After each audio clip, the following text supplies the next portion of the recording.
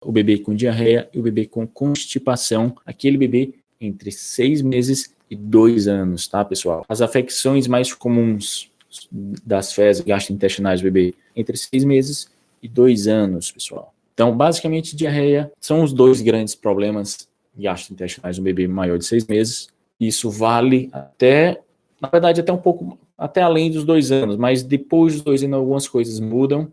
Então, com certeza, entre 6 meses e 2 anos vai valer isso aqui que eu tô falando, tá, pessoal? Bebê com diarreia. Diarreia é o aumento da frequência ou a diminuição da consistência das fezes. Geralmente vem os 2 juntos, tá, pessoal? Isso um quadro repetido, tá? Não adianta só um quadro assim, não evacuou, mas amolecido uma vez. Se é diarreia? Não necessariamente. Uma diarreia no bebê ocorre basicamente por 4 motivos, 4 grandes motivos, 4 grandes mecanismos, tá?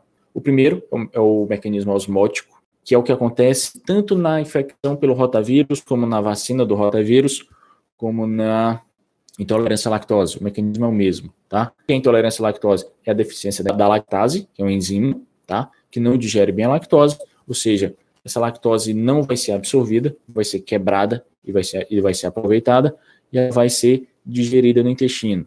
Mas ela tem uma propriedade de ser osmoticamente ativa, ou seja, ela tem uma concentração muito grande, então ela acaba puxando água. Além disso, como ela vai ser digerida pelas bactérias do intestino, ela vai dar origem a ácido e gases. Por isso que na intolerância à lactose pode ter uma diarreia, quando puxa muita água, é uma diarreia que geralmente causa assadura, por causa dessas fezes ácidas, e geralmente dá cólica, dá distensão abdominal no bebê por causa dos gases, tá, pessoal? Então, isso é o mecanismo osmótico, que puxa água. Tem também o mecanismo secretor, isso é típico da infecção alimentar, quando, por algum motivo, o bebê ingere algum alimento que tem uma bactéria, e essa bactéria libera uma toxina, tá? Essa toxina estimula o intestino a liberar água, e aí também faz com que as fezes fiquem mais líquidas, certo, pessoal? Outro mecanismo é o invasivo. Ao invés da bactéria liberar a toxina, ela atua diretamente e lesiona a mucosa. E por último, o mecanismo motor, que é alguma coisa que estimula e acelera o trânsito intestinal, não necessariamente a infecção, mas acelera o trânsito intestinal e aumenta a consistência, aumenta a frequência de evacuações e diminui a consistência das fezes. Isso é muito comum, que não é diarreia, mas o mecanismo é igual no reflexo gastrocólico que a gente conversou terça-feira, tá, pessoal? Mas, enfim, na prática, diarreia no bebê é extremamente comum, tá? Quase, para não dizer sempre, eu vou dizer quase sempre, tem uma causa, uma contaminação fecal-oral, certo? Alguma coisa aconteceu, ele ingeriu alguma coisa que tem a toxina ou tem uma bactéria, tá, pessoal? Ou vírus. Quando eu digo bactéria, é um micro-organismo. Por algum motivo ele ingeriu essa toxina ou esse micro-organismo. Quase sempre é fecal oral. Ou seja, num bebê muito pequeno, já nos faz pensar que quase sempre um bebê muito pequeno com diarreia significa que quem está cuidando dele não cuidou tão bem da higiene das mãos. Já aquele bebê, depois dos 6 meses, 7 meses, que já se arrasta, já engatinha, aí não necessariamente, porque ele mesmo põe a mão no chão, leva a mão para a boca, põe a mão no chão, leva a mão para a boca, mas é quase sempre alguma coisa que ele teve acesso, que ele ingeriu, tá, pessoal? Quase sempre, a grande maioria das diarreias ocorre por vírus. Um bebê entre 6 meses e 2 anos, quase sempre por rotavírus. Mas ele não tomou a vacina com 2 e 4 meses? Toma. Isso impede 100% da infecção contra rotavírus? Não. Tá, pessoal? Impede as formas graves. E rotavírus já matou muita criança antes da vacina. A vacina de rotavírus às vezes é meio sofrida, causa uns sintomas gastrointestinais e tal. Causa, mas a infecção de rotavírus causa muito mais, tá, pessoal?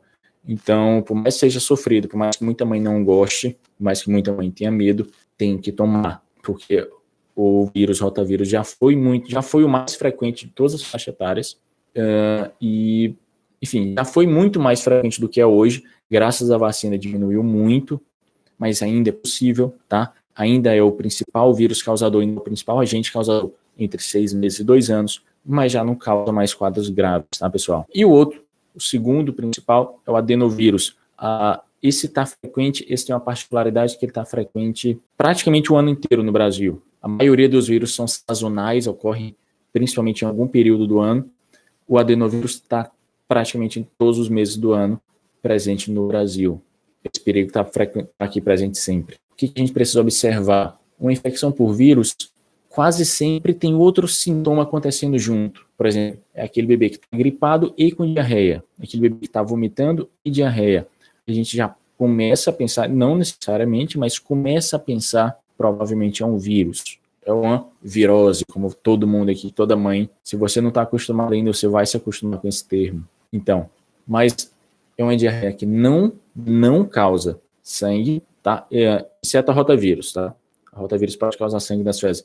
Mas hoje a principal, tanto essa infecção atual pelo rotavírus como a adenovírus não causa sangue nas fezes, não causa muco nas fezes. Geralmente não dá para dizer, na medicina não dá para dizer sempre nem nunca, mas geralmente não causa sangue nas fezes, geralmente não causa muco nas fezes, e geralmente tem algum sintoma sistêmico associado a um quadro gripal, um vômito, febre, tá?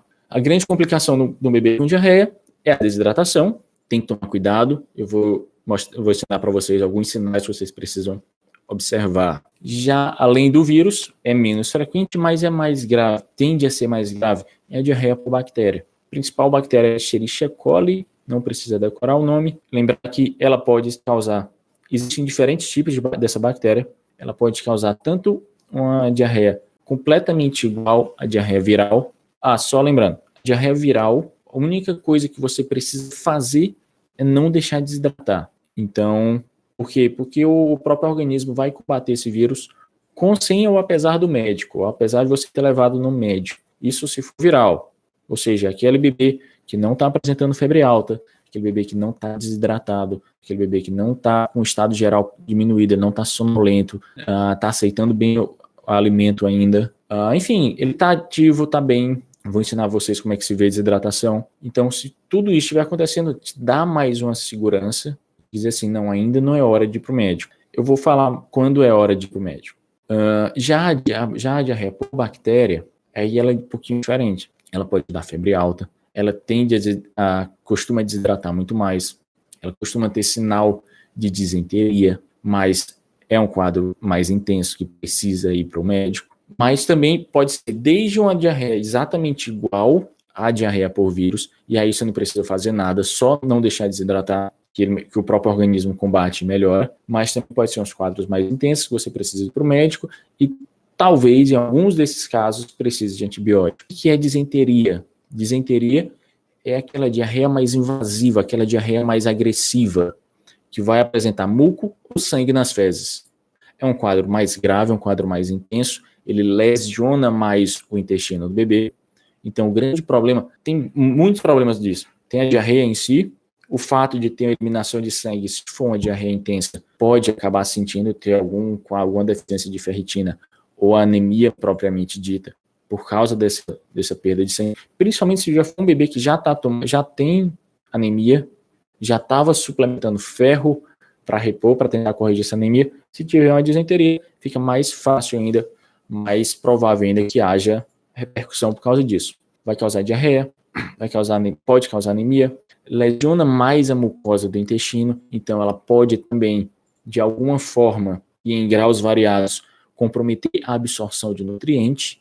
Os nutrientes são absorvidos quase todos no intestino delgado. O alimento passa pelo estômago, o estômago nada mais é do que um reservatório, e aí o alimento vai ser emulsificado com os ácidos que o estômago produz e recebe. Depois ele vai para o intestino delgado, os nutrientes são quase todos absorvidos no delgado, depois ele vai para o intestino grosso.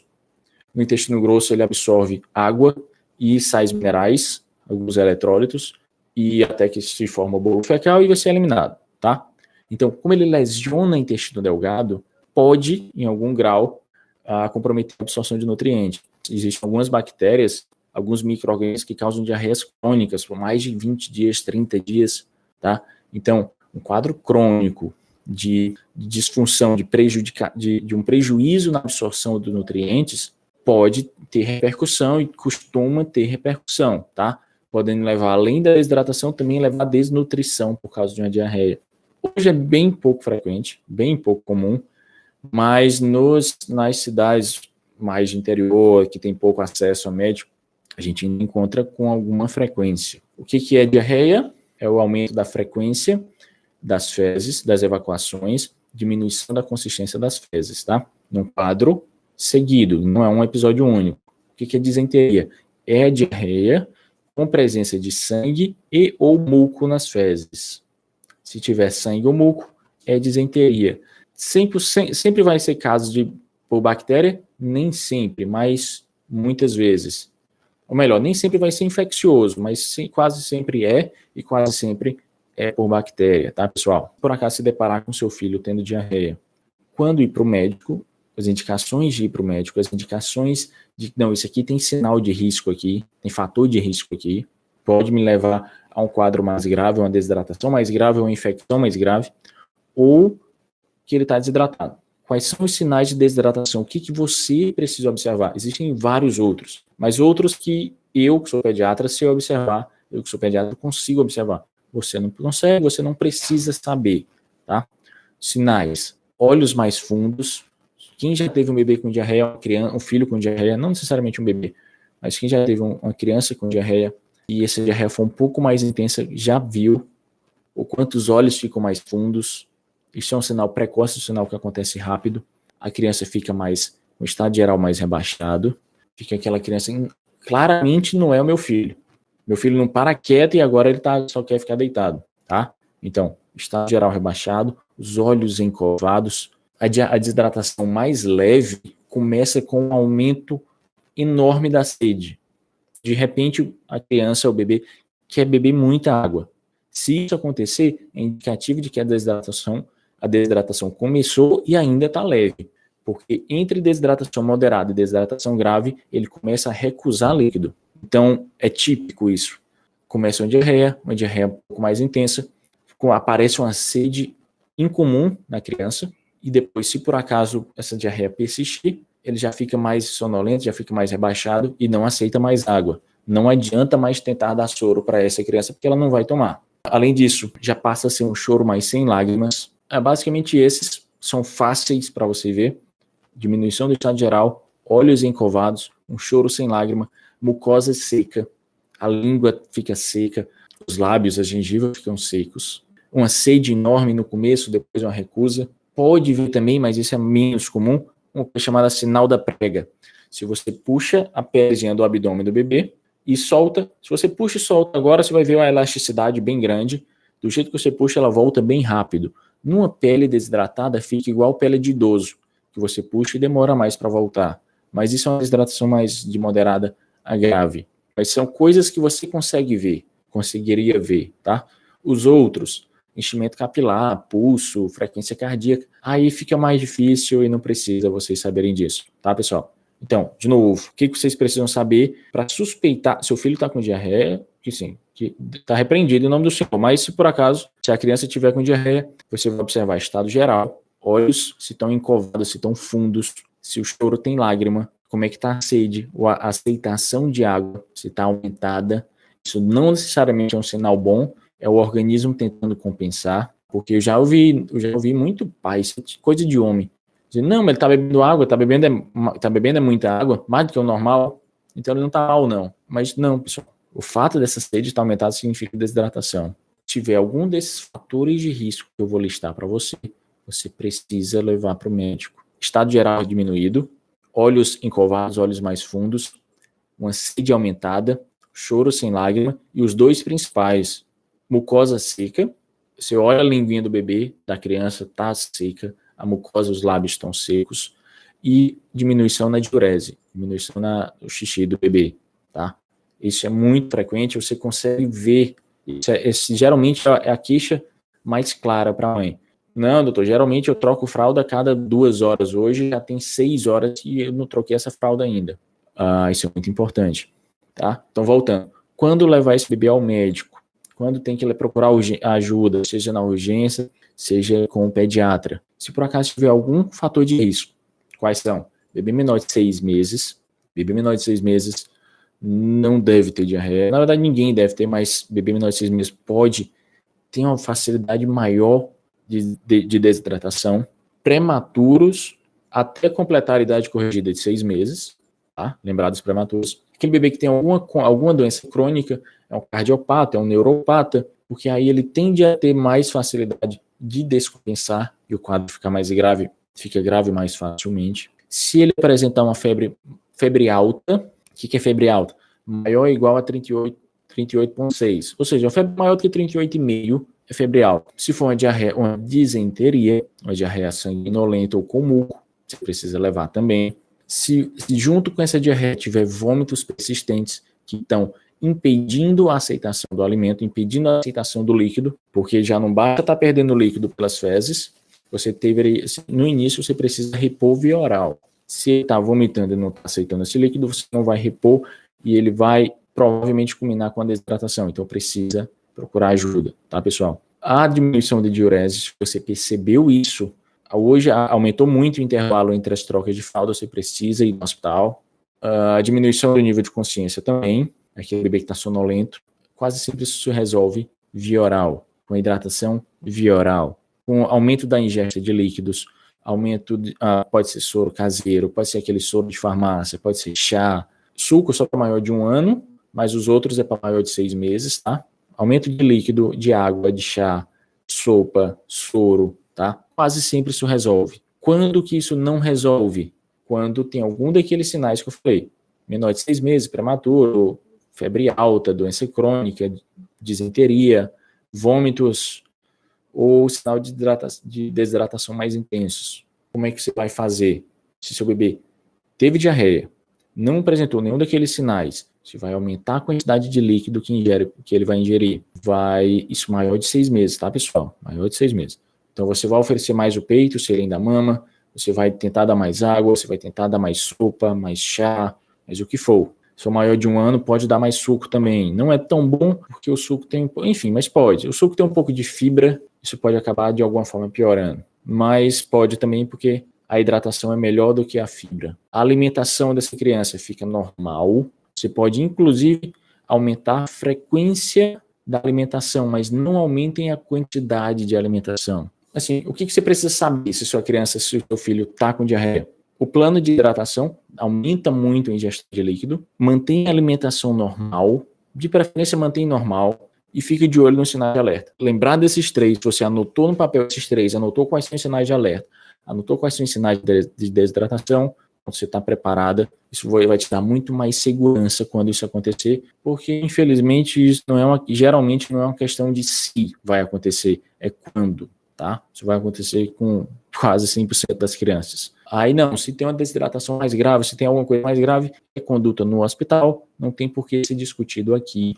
Eu vou falar o nome de medicações aqui, eu estou falando sobre tratamentos aqui, mas isso não substitui consulta, tá? Se você está em dúvida sobre a coisa, se você está inseguro sobre algo, pergunta para o teu pediatra, vai numa urgência, pergunta para ele, pede para ele avaliar, tá? Estou dando orientações gerais para tentar deixar vocês mais seguras, mas se vocês estiverem inseguras, quando isso acontecer, se vocês estiverem inseguras, vão no pediatra, vão procurar ajuda, tá? Constipação, o que é constipação? É aquela eliminação, é aquela diminuição do intervalo entre as evacuações, é uma eliminação com dor, com retenção de fezes, lembrando que não é disquesia, você já descartou disquesia e já descartou a pseudoconstipação do leite materno, com maior intervalo, apresentando dor e apresentando retenção de fezes, descartou disquesia, descartou pseudoconstipação, é constipação, mas fica mais fácil de dar o diagnóstico. Como é que se faz, como é que você vai dar o diagnóstico? Não, o bebê é constipado. Isso vale dos 6 meses aos 4 anos, tá, pessoal? Mas minhas condutas só vão até os 2. Depois dos 2 mudarem um pouco. Se por acaso eu tiver muita seguidora com mãe de filho maior do que 2 anos, eu posso fazer essa outra aula, que dá uma aula, constipação para maior de 2 anos, dá uma aula só sobre isso, certo, pessoal? Mas como é que se chega ao diagnóstico de constipação? 2 ou menos evacuações por semana durante 1 mês, tá? Aquele bebê que só evacua 2 ou menos vezes por semana, aquele bebê que tem retenção excessiva de fezes, que quando faz, demora muito para fazer, e quando faz, é uma grande massa fecal, fezes de grande calibre, com consistência muito maior, muito aumentada, e apresenta dor e muito esforço.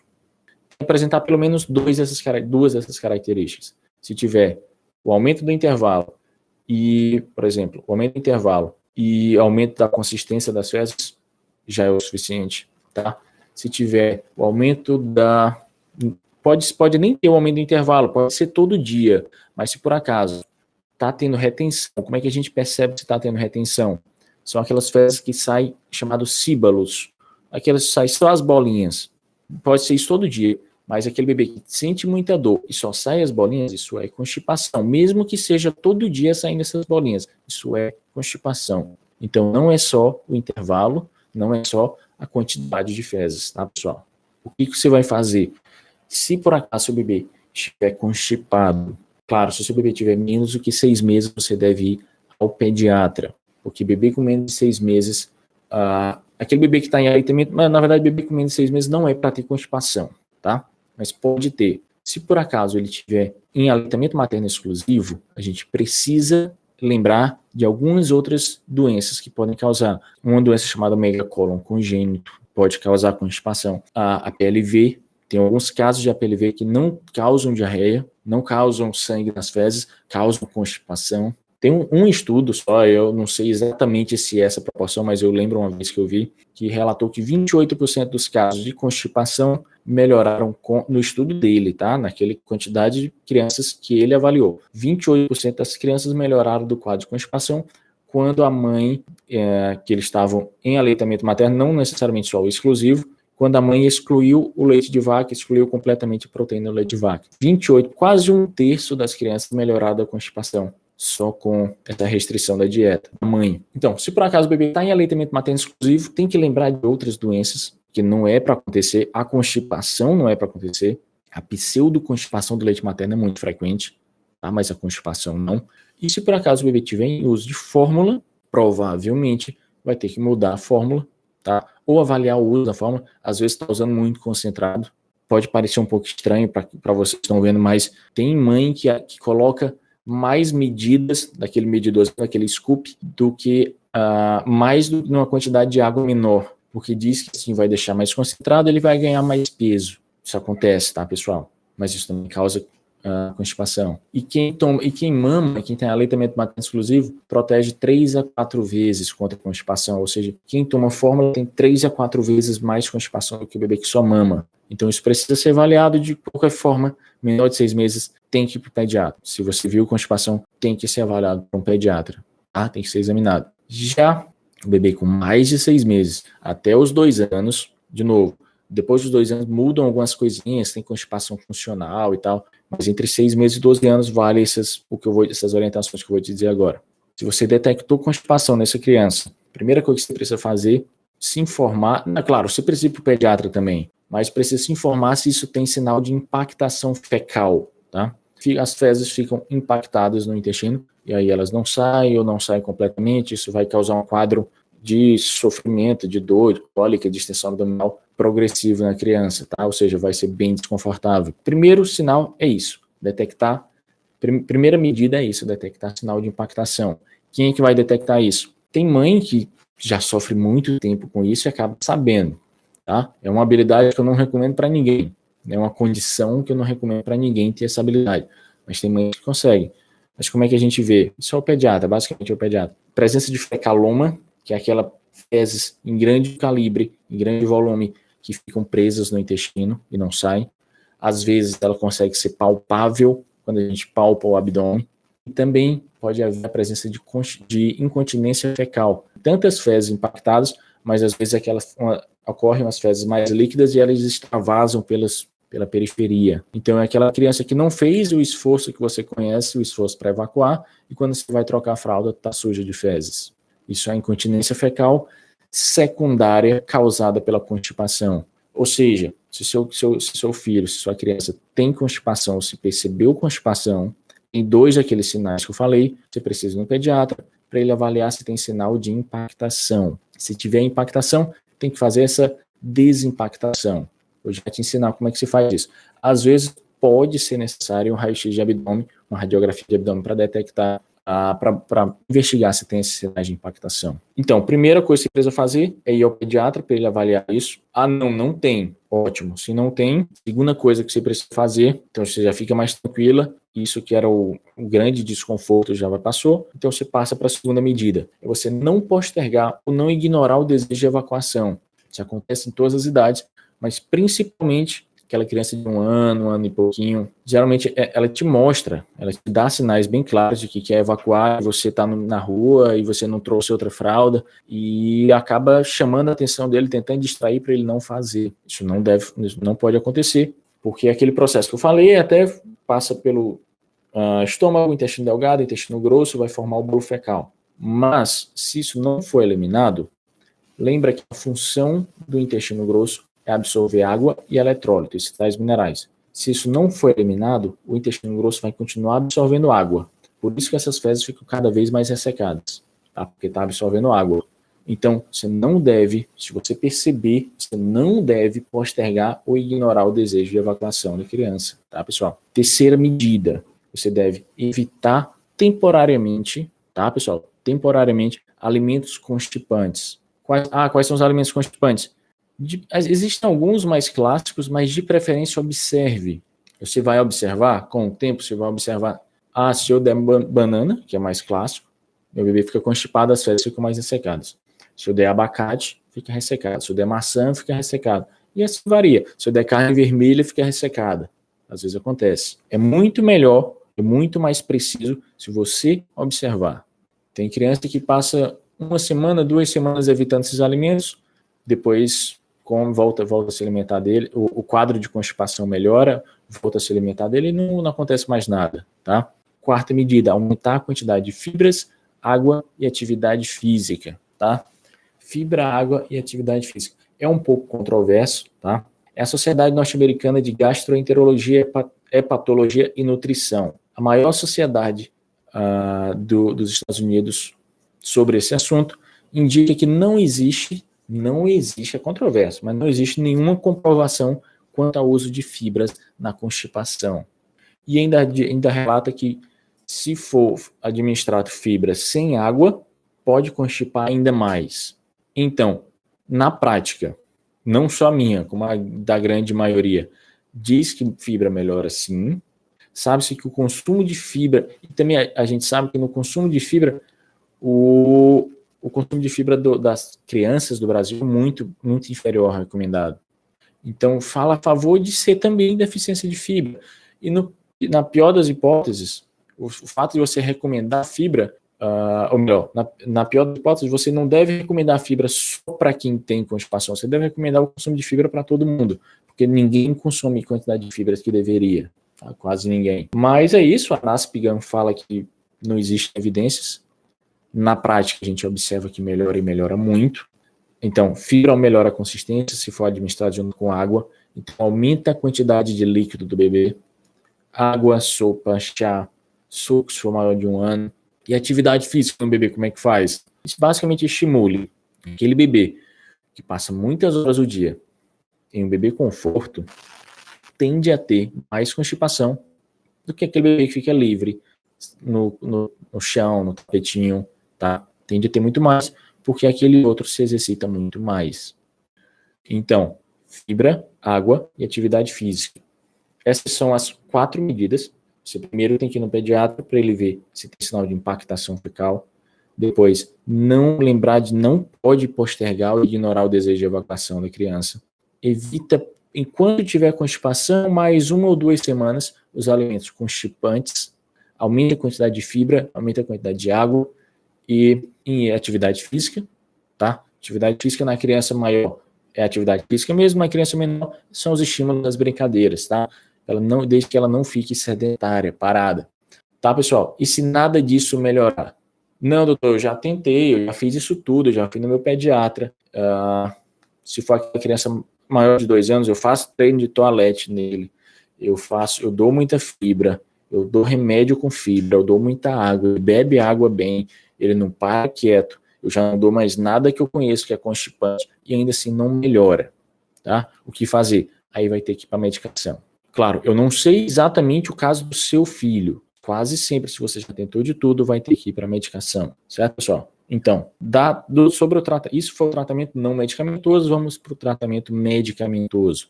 Primeiro que a gente precisa observar é aquele bebê que está com impactação, realmente já está esse quadro com constipação há muito tempo, já tem essa retenção importante de fezes e está impactado, precisa desimpactar. Existem duas formas de fazer. Você tomar enema via oral, medicação via oral, ou medicação via retal. Via oral, atualmente a gente tem preferido a via oral, e o principal de todos é o polietileno glicol, é o PEG.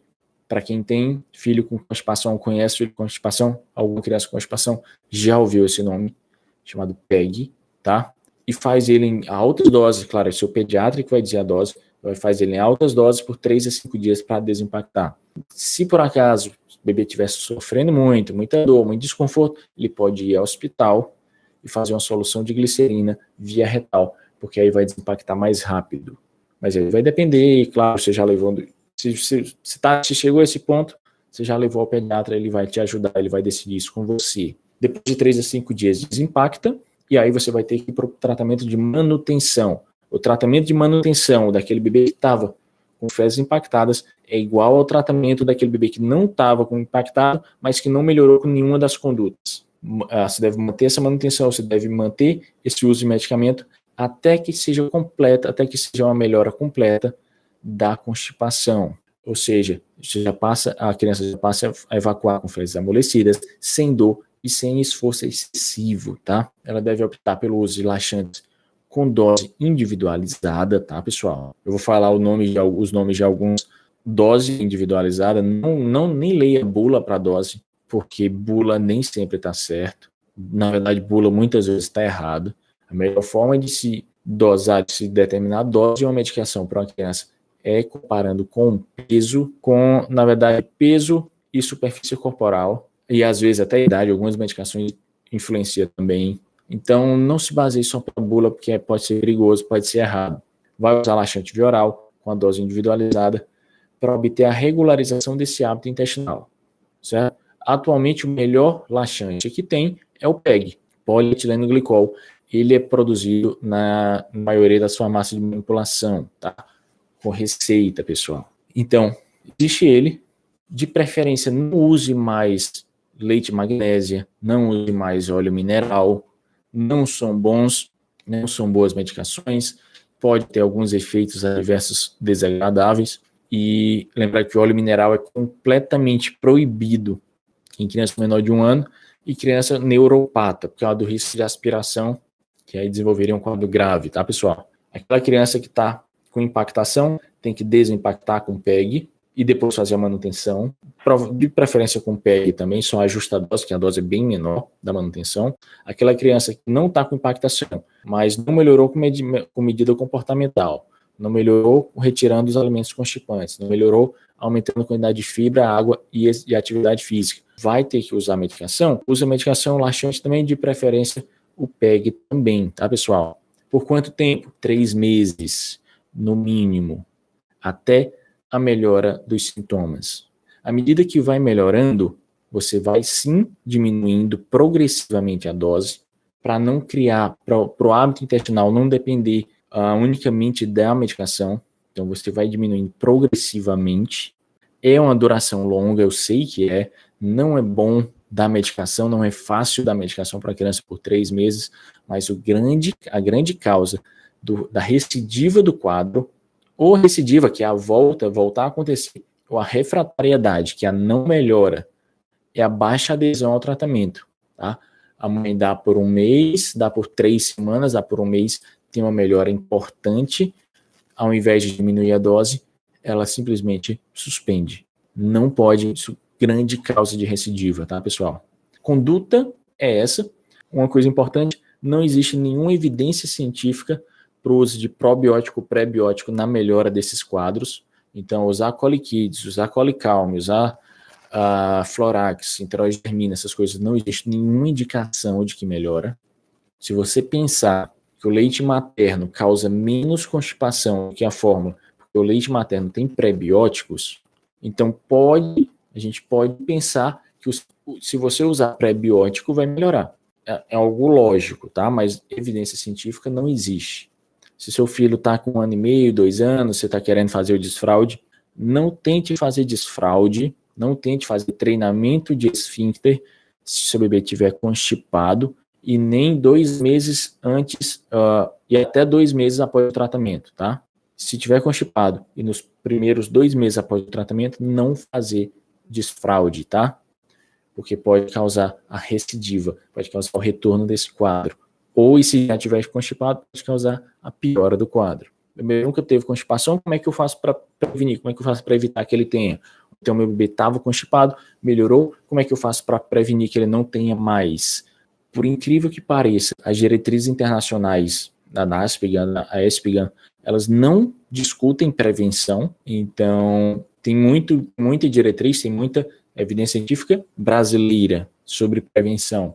Para menor de 6 meses, eles orientam que seja mantido ao máximo o leite materno, por causa dos prebióticos do leite materno, e sabe-se que quem usa bebê que usa fórmula tem um risco 3 a 4 vezes maior de ter constipação. Claro que existem as fórmulas com prebióticos, tá? Na verdade, quase todas as marcas estão colocando na fórmula os próprios prebióticos.